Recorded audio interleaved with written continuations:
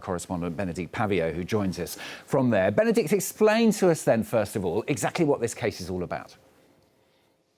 Well, you're right.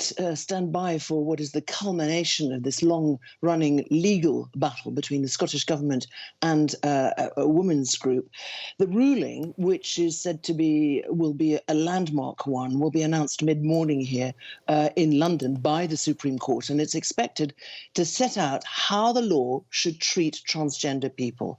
So the outcome, as you said, should have far-reaching implications on how sex-based rights apply across Scotland, England and Wales, and indeed, in fact, affect single-sex spaces and services. Not only that, also equal pay claims, maternity policy and sports events.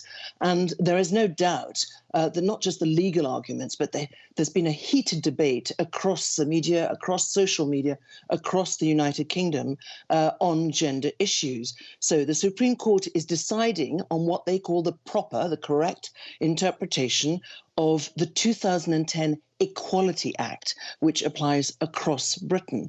And this law provides protection against, and here's the important word, discrimination on the basis of various characteristics, including sex and gender reassignment. So judges this morning in London are ruling on what that law means by sex, whether it means biological sex or legal certificated sex, as defined by the 2004 Gender Recognition Act. The Scottish Government says the 2004 legislation is clear that obtaining what is called a GRC, a Gender Recognition Certificate, amounts to a change of sex, quote, for all purposes.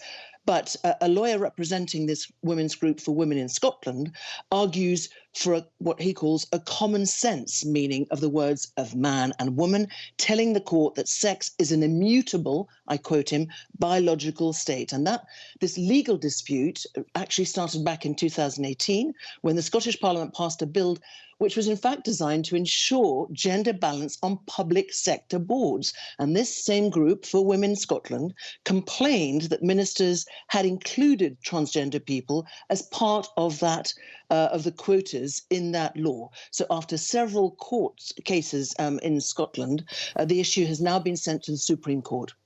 Benedict, you hinted at it there. It does come, doesn't it, at a time when transgender rights in the UK, right around the world indeed, are under attack. Yeah, they are. So here in the UK, the popular far-right party of Nigel Farage, Reform UK, has criticised what it calls, quote, trans indoctrination. And of course, we've seen what has happened in the United States with the US President Donald Trump signing a series of executive orders targeting trans rights, indeed, really also targeting any agreements and companies from foreign states that are working with the US. Interestingly, recorded hate crimes against transgender people in England and Wales rose 11% to 4,732 offences in the last year. And that's according to Home Office figures, so Ministry of the Interior, as you will. The Home Office says increased discussion of transgender issues by politicians and the media in the last year may have led to an increase in offences or more simply awareness in the police identifying and recording crimes. Some analysts say the increase seen in hate crimes against transgender people here is, quote, being fueled by political rhetoric and the fallout, as I was alluding to earlier, on social media and in the media in general. So a highly expected ruling shortly from the Supreme Court here in London. Benedict, thanks very much. Benedict Pavio, our correspondent, joining us there live from London.